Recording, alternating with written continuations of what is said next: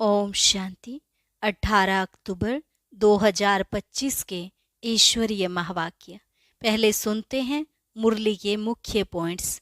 बाबा ने कहा, अपने को आत्मा न समझने से ही बाप को भूल जाते हो, इसलिए घड़ी घड़ी अंदर में यह घोटते रहो कि मैं आत्मा हूँ। देह अभिमान में आकर सब बच्चे बेसमझ हो पड़े हैं। अभी तुम बाप द्वारा देही अभिमानी बनते हो तो बिल्कुल समझदार बन जाते हो। फिर बाबा ने कहा, अगर किसका कर्म भोग का हिसाब किताब है वह तो भोगना ही है। इसमें बाबा आशीर्वाद नहीं करते, बाप तो एक ही दवाई देते हैं। कहते हैं योग से तुम भविष्य 21 जन्म निरोगी बन जाएंगे। मुख्य बात है ही याद की, इसी से तुम्हारे सब रोग दुख खत्म हो जाएंगे, तुम मुक्ति धाम में चले जाएंगे। लास्ट में बाबा ने कहा, तुमको सिद्ध करना है ज्ञान का सागर पतित पावन सर्व का सद्गति दाता त्रिमूर्ति परम पिता परमात्मा शिव है। और वह बाप कहते हैं, यह दुनिया कांटों का जंगल बन गई है, सबसे बड़ा कांटा है काम विकार का। अब इस पर जीत पहन जगत जीत बनो। और अब सुनते हैं महावाक्यों को विस्तार से। मुरली का सार। मीठे बच्चे, आत्म अभिमानी होकर बैठो, अंदर घोटते रहो मैं आत्मा हूँ। देही अभिमानी बनो, सच्चा चार्ट रखो तो समझदार बनते जाएंगे, बहुत फायदा होगा। प्रश्न, बेहद के नाटक को समझने वाले बच्चे किस एक लॉ नियम को अच्छी रीति समझते हैं? उत्तर, यह अविनाशी नाटक है। इसमें हर एक पार्टधारी को पार्ट बजाने अपने समय पर आना ही है। कोई कहे हम शांति धाम में ही बैठ जाएं, तो यह लॉ नहीं है, उसे तो पार्टधारी ही नहीं कहेंगे। यह बेहद की बातें बेहद का बाप ही तुम्हें सुनाते हैं। ओम शांति। अपने को आत्मा समझकर बैठो, देह अभिमान छोड़कर बैठो। बेहद का बाप बच्चों को समझा रहे हैं। समझाया उनको जाता है जो बेसमझ होते हैं। आत्मा समझती है कि बाप सच कहते हैं, हम आत्मा बेसमझ बन गई हैं। मैं आत्मा अविनाशी हूँ, शरीर विनाशी है। मैं आत्म अभिमान छोड़ देह अभिमान में फंस पड़ा हूँ तो बेसमझ ठहरे ना। बाप कहते हैं सब बच्चे बेसमझ हो पड़े हैं देह अभिमान में आकर। फिर तुम बाप द्वारा देही अभिमानी बनते हो तो बिल्कुल समझदार बन जाते हो। कोई तो बन गए हैं, कोई पुरुषार्थ करते रहते हैं। आधा कल्प लगा है बेसमझ बनने में। इस अंतिम जन्म में फिर समझदार बनना है। आधा कल्प से बेसमझ होते होते 100% बेसमझ बन जाते हैं। देह अभिमान में आकर ड्रामा प्लान अनुसार तुम गिरते आए हो। अभी तुमको समझ मिली है, फिर भी पुरुषार्थ बहुत करना है, क्योंकि बच्चों में दैवी गुण भी चाहिए। बच्चे जानते हैं हम सर्व गुण संपन्न 16 कला संपूर्ण थे, फिर इस समय निर्गुण बन पड़े हैं, कोई भी गुण नहीं रहा है। तुम बच्चों में भी नंबरवार पुरुषार्थ अनुसार इस खेल को समझते हैं। समझते समझते भी कितने वर्ष हो गए हैं, फिर भी जो नए हैं वह अच्छे समझदार बन जाते हैं। औरों को भी बनाने का पुरुषार्थ करते हैं। कोई ने तो बिल्कुल नहीं समझा है, बेसमझ के बेसमझ ही हैं। बाप आए ही हैं समझदार बनाने। बच्चे समझते हैं माया के कारण हम बेसमझ बने हैं। हम पूज्य थे तो समझदार थे, फिर हम ही पुजारी बन बेसमझ बने हैं। आदि सनातन देवी देवता धर्म प्राय लोप हो गया है। इनका दुनिया में किसको पता नहीं है। यह लक्ष्मी नारायण कितने समझदार थे, राज्य करते थे। बाप कहते हैं तत्वम, तुम भी अपने लिए ऐसे समझो। यह बहुत बहुत समझने की बातें हैं, सिवाय बाप के कोई समझा न सके। अभी महसूस होता है बाप ही ऊंच ते ऊंच, समझदार ते समझदार होगा ना। एक तो ज्ञान का सागर भी है, सर्व का सदगति दाता भी है, पतित पावन भी है, एक की ही महिमा है। इतना ऊंच ते ऊंच बाप आकर के बच्चे बच्चे कह कैसे अच्छी रीति समझाते हैं। बच्चे अब पावन बनना है, उसके लिए बाप एक ही दवाई देते हैं।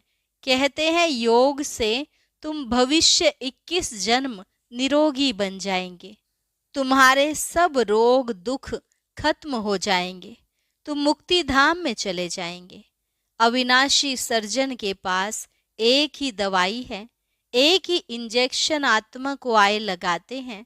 ऐसे नहीं कोई मनुष्य बैरिस्ट्री भी करेंगे, इंजीनियरिंग भी करेंगे, नहीं, हर एक आदमी अपने धंधे में ही लग जाते हैं। बाप को कहते हैं आकर पतित से पावन बनाओ, क्योंकि पतित पने में दुख है। शांति धाम को पावन दुनिया नहीं कहेंगे, स्वर्ग को ही पावन दुनिया कहेंगे। यह भी समझाया है मनुष्य शांति और सुख चाहते हैं। सच्ची सच्ची शांति तो वहां है जहां शरीर नहीं, उसको कहा जाता है शांति धाम। बहुत कहते हैं शांति धाम में रहें, परंतु लॉ नहीं है, वह तो पार्टधारी हुआ नहीं। बच्चे नाटक को भी समझ गए हैं। जब एक्टर्स का पार्ट होगा तब बाहर स्टेज पर आकर पार्ट बजाएंगे। यह बेहद की बातें बेहद का बाप ही समझाते हैं। ज्ञान सागर भी उनको कहा जाता है। सर्व के सदगति दाता पतित पावन हैं। सर्व को पावन बनाने वाले तत्व नहीं हो सकते। पानी आदि सब तत्व हैं, वह कैसे सदगति करेंगे? आत्मा ही पार्ट बजाती है। हठ योग का भी पार्ट आत्मा बजाती है। यह बातें भी जो समझदार हैं वही समझ सकते हैं। बाप ने कितना समझाया है। कोई ऐसी युक्ति रचो जो मनुष्य समझे कैसे पूज्य सो फिर पुजारी बनते हैं। पूज्य है नई दुनिया में, पुजारी है पुरानी दुनिया में। पावन को पूज्य, पतित को पुजारी कहा जाता है। यहाँ तो सब पतित हैं, क्योंकि विकार से पैदा होते हैं। वहाँ है श्रेष्ठ, गाते भी हैं संपूर्ण श्रेष्ठाचारी। अभी तुम बच्चों को ऐसा बनना है, मेहनत है, मुख्य बात है याद की। सभी कहते हैं याद में रहना बड़ा मुश्किल है। हम जितना चाहते हैं याद में रह नहीं सकते हैं। कोई सच्चाई से अगर चार्ट लिखे तो बहुत फायदा हो सकता है। बाप बच्चों को यह ज्ञान देते हैं कि मन मना भव, तुम अर्थ सहित कहते हो। तुम्हें बाप हर बात यथार्थ रीति अर्थ सहित समझाते हैं। बाप से बच्चे कई प्रकार के प्रश्न पूछते हैं। बाप करके दिल लेने लिए कुछ कह देते हैं, परंतु बाप कहते हैं मेरा काम ही है पतित से पावन बनाना। मुझे तो बुलाते ही इसलिए हो। तुम जानते हो हम आत्मा शरीर सहित पावन थी, अभी वही आत्मा शरीर सहित पतित बने हैं। 84 जन्मों का हिसाब है ना। तुम जानते हो अभी यह दुनिया कांटों का जंगल बन गई है। यह लक्ष्मी नारायण तो फूल है ना, उन्हों के आगे कांटे जाकर कहते हैं आप सर्वगुण संपन्न, हम पापी कपटी हैं। सबसे बड़ा कांटा है काम विकार का। बाप कहते हैं इस पर जीत पहन जगत जीत बनो। मनुष्य कहते हैं भगवान को कोई न कोई रूप में आना है, भागीरथ पर विराजमान हो आना है। भगवान को आना ही है पुरानी दुनिया को नया बनाने। नई दुनिया को सतो प्रधान, पुरानी को तमो प्रधान कहा जाता है। जबकि अभी पुरानी दुनिया है तो जरूर बाप को आना ही पड़े। बाप को ही रच्यता कहा जाता है। तुम बच्चों को कितना सहज समझाते हैं, कितनी खुशी होनी चाहिए। बाकी किसका कर्म भोग का हिसाब किताब है, कुछ भी है, वह तो भोगना है। इसमें बाबा आशीर्वाद नहीं करते हैं। हमको बुलाते ही हो, बाबा आकर हमको वर्षा दो।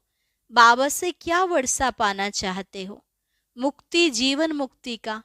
मुक्ति जीवन मुक्ति का दाता एक ही ज्ञान सागर बाप है, इसलिए उनको ज्ञान दाता कहा जाता है। भगवान ने ज्ञान दिया था, परंतु कब दिया, किसने दिया, यह किसको पता नहीं है। अभी यह ब्रह्मा बैठे हैं, इनको मालूम पड़ा है कि हम सो नारायण था, फिर 84 जन्म भोगे। यह है नंबर 1 में। बाबा बतलाते हैं, मेरी तो आंख ही खुल गई। तुम भी कहेंगे हमारी तो आंखें ही खुल गई। तीसरा नेत्र तो खुलता है ना। तुम कहेंगे हमको बाप का, सृष्टि चक्र का पूरा ज्ञान मिल गया है। मैं जो हूँ, जैसा हूँ, मेरी आंखें खुल गई हैं। कितना वंडर है। हम आत्मा फर्स्ट हैं और फिर हम अपने को देह समझ बैठे। आत्मा कहती है हम एक शरीर छोड़ दूसरा लेता हूँ, फिर भी हम अपने को आत्मा भूल देह अभिमानी बन जाते हैं। इसलिए अब तुमको पहले पहले यह समझ देता हूँ कि अपने को आत्मा समझ बैठो। अंदर में यह घोटते रहो कि मैं आत्मा हूँ। आत्मा न समझने से बाप को भूल जाते हैं। फील करते हो बरोबर, हम घड़ी घड़ी देह अभिमान में आ जाते हैं। मेहनत करनी है। यहाँ बैठो तो भी आत्माभिमानी होकर बैठो। बाप कहते हैं हम तुम बच्चों को राजाई देने आए हैं। आधा कल्प तुमने हमको याद किया है। कोई भी बात सामने आती है तो कहते हैं हाय राम, परंतु ईश्वर व राम कौन है ये किसको पता नहीं। तुमको सिद्ध करना है। ज्ञान का सागर, पतित पावन, सर्व का सद्गति दाता, त्रिमूर्ति, परम पिता परमात्मा शिव है। ब्रह्मा विष्णु शंकर तीनों का जन्म इकट्ठा है। सिर्फ शिव जयंती नहीं है, परंतु त्रिमूर्ति शिव जयंती है। जरूर जब शिव की जयंती होगी तो ब्रह्मा की भी जयंती होगी। शिव की जयंती मनाते हैं, परंतु ब्रह्मा ने क्या किया? लौकिक पारलौकिक, और यह है अलौकिक बाप। यह है प्रजापिता ब्रह्मा। बाप कहते हैं नई दुनिया के लिए यह नया ज्ञान अभी तुमको मिलता है, फिर प्राय लोप हो जाता है। जिसको बाप रचता और रचना का ज्ञान नहीं तो अज्ञानी ठहरे ना। अज्ञान नींद में सोए पड़े हैं। ज्ञान से है दिन, भक्ति से है रात। शिवरात्रि का अर्थ भी नहीं जानते, इसलिए उनकी हॉलीडे भी उड़ा दी है। अभी तुम जानते हो, बाप आते ही हैं सबकी ज्योत जगाने। तुम यह बत्तियां आदि जगाएंगे तो समझेंगे इनका कोई बड़ा दिन है। अब तुम जगाते हो अर्थ सहित, वो लोग थोड़े ही समझेंगे। तुम्हारे भाषण से पूरा समझ नहीं सकते। अभी सारे विश्व पर रावण का राज्य है। यहाँ तो मनुष्य कितने दुखी हैं। रिद्धि सिद्धि वाले भी बहुत तंग करते हैं। अखबारों में भी पढ़ता है इनमें इविल सोल है, बहुत दुख देते हैं। बाबा कहते हैं इन बातों से तुम्हारा कोई कनेक्शन नहीं। बाप तो सीधी बात बताते हैं, बच्चे तुम मुझे याद करो तो तुम पावन बन जाएंगे, तुम्हारे सब दुख दूर हो जाएंगे। अच्छा, मीठे मीठे सिकिलधे बच्चों प्रति मात पिता बाप दादा का याद प्यार और गुड मॉर्निंग। रूहानी बाप की रूहानी बच्चों को नमस्ते। रूहानी बच्चों की रूहानी बाप दादा को नमस्ते नमस्ते, गुड मॉर्निंग। शुक्रिया बाबा, शुक्रिया। धारणा के लिए मुख्य सार। पहली पॉइंट, यथार्थ रीति बाप को याद करने व आत्म अभिमानी बनने की मेहनत करनी है। सच्चाई से अपना चार्ट रखना है, इसमें ही बहुत बहुत फायदा है। सबसे बड़ा दुख देने वाला कांटा काम विकार है। इस पर योग बल से विजय प्राप्त कर पतित से पावन बनना है। बाकी किन्हीं भी बातों से तुम्हारा कनेक्शन नहीं। वरदान, प्रैक्टिकल जीवन द्वारा परमात्मा ज्ञान का प्रूफ देने वाले धर्म युद्ध में विजयी भव। प्रैक्टिकल जीवन द्वारा परमात्मा ज्ञान का प्रूफ देने वाले धर्म युद्ध में विजयी भव। अभी धर्म युद्ध की स्टेज पर आना है। उस धर्म युद्ध में विजयी बनने का साधन है आपकी प्रैक्टिकल जीवन, क्योंकि परमात्म ज्ञान का प्रूफ ही प्रैक्टिकल जीवन है। आपकी मूर्त से ज्ञान और गुण प्रैक्टिकल में दिखाई दे, क्योंकि आजकल डिस्कस करने से अपनी मूर्त को सिद्ध नहीं कर सकते, लेकिन अपनी प्रैक्टिकल धारणा मूर्त से 1 सेकंड में किसी को भी शांत करा सकते हो। स्लोगन: आत्मा को उज्जवल बनाने के लिए परमात्म स्मृति से मन की उलझनों को समाप्त करो। आत्मा को उज्जवल बनाने के लिए परमात्म स्मृति से मन की उलझनों को समाप्त करो। और अभी मातेश्वरी जी के अनमोल महावाक्य। योग से ही मुक्त होने की शक्ति मिलती है। पहले पहले तो अपने को एक मुख्य पॉइंट ख्याल में अवश्य रखनी है।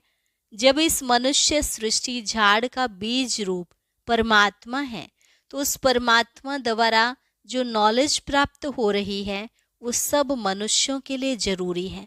सभी धर्म वालों को यह नॉलेज लेने का अधिकार है। भल हरेक धर्म की नॉलेज अपनी अपनी है, हरेक का शास्त्र अपना अपना है, हरेक की मत अपनी अपनी है, हरेक का संस्कार अपना अपना है, लेकिन यह नॉलेज सबके लिए है। भले वो इस ज्ञान को ना भी उठा सके, हमारे घराने में ना भी आवे, परंतु सबका पिता होने के कारण उनसे योग लगाने से फिर भी पवित्र अवश्य बनेंगे। इस पवित्रता के कारण अपने ही सेक्शन में पद अवश्य पाएंगे, क्योंकि योग को तो सभी मनुष्य मानते हैं। बहुत मनुष्य कहते हैं हमें भी मुक्ति चाहिए, मगर सजाओं से छूट मुक्त होने की शक्ति भी इस योग द्वारा मिल सकती है। अजपा जाप अर्थात निरंतर ईश्वरीय याद। यह जो कहावत है, श्वासों श्वास अजपा जाप जपते रहो, उसका यथार्थ अर्थ क्या है? जब हम कहते हैं अजपा जाप, तो इसका यथार्थ अर्थ है जाप के बिगर श्वासों श्वास अपना बुद्धि योग अपने परम पिता परमात्मा के साथ निरंतर लगाना, और यह ईश्वरीय याद श्वासों श्वास कायम चलती आती है। उस निरंतर ईश्वरीय याद को अजपा जाप कहते हैं। बाकी कोई मुख से जाप जपना अर्थात राम राम कहना, अंदर में कोई मंत्र उच्चारण करना, यह तो निरंतर चल नहीं सकता। वो लोग समझते हैं हम मुख से मंत्र उच्चारण नहीं करते, लेकिन दिल में उच्चारण करना यह है अजपा जाप। परंतु यह तो सहज एक विचार की बात है, जहाँ अपना शब्द ही अजपा जाप है, जिसको जपने की भी जरूरत नहीं है। आंतरिक बैठ कोई मूर्ति का ध्यान भी नहीं करना है, ना कुछ सिमरन करना है, क्योंकि वो भी निरंतर खाते पीते रह नहीं सकेंगे। लेकिन हम जो ईश्वरीय याद करते हैं वही निरंतर चल सकती है, क्योंकि यह बहुत सहज है। जैसे समझो बच्चा है, अपने बाप को याद करता है, तो उसी समय बाप का फोटो सामने नहीं लाना पड़ता, लेकिन मनसा वाचा कर्मणा बाप के सारे ऑक्यूपेशन एक्टिविटी गुणों सहित याद आता है। बस वह याद आने से बच्चे की भी वो एक्ट चलती है, तब ही सन शोज फादर करेंगे। वैसे अपने को भी और सबकी याद दिल भीतर से मिटाए उस एक ही असली पारलौकिक परम पिता परमात्मा की याद में रहना है। इसमें उठते बैठते खाते पीते निरंतर याद में चल सकते हैं। उस याद से ही कर्मातीत बनते हैं। तो इस नेचुरल याद को ही अजपा जाप कहते हैं। अच्छा, अव्यक्त इशारा। स्वयं और सर्व के प्रति मनसा द्वारा योग की शक्तियों का प्रयोग करो। अभ्यास की प्रयोगशाला में बैठ योग का प्रयोग करो, तो एक बाप का सहारा और माया के अनेक प्रकार के विघ्नों का किनारा अनुभव करेंगे। अभी ज्ञान के सागर, गुणों के सागर, शक्तियों के सागर में ऊपर ऊपर की लहरों में लहराते हो, इसलिए अल्पकाल की रिफ्रेशमेंट अनुभव करते हो। लेकिन अब सागर के तले में जाओ तो अनेक प्रकार के विचित्र अनुभव कर रत्न प्राप्त करेंगे। ओम अच्छा, शांति। आज हम साकार बाबा के संग का एक ऐसा अनुभव सुनेंगे जो आपने शायद कभी ना सुना हो। उसे सुनने के लिए ऊपर दिए गए बॉक्स पर क्लिक करें।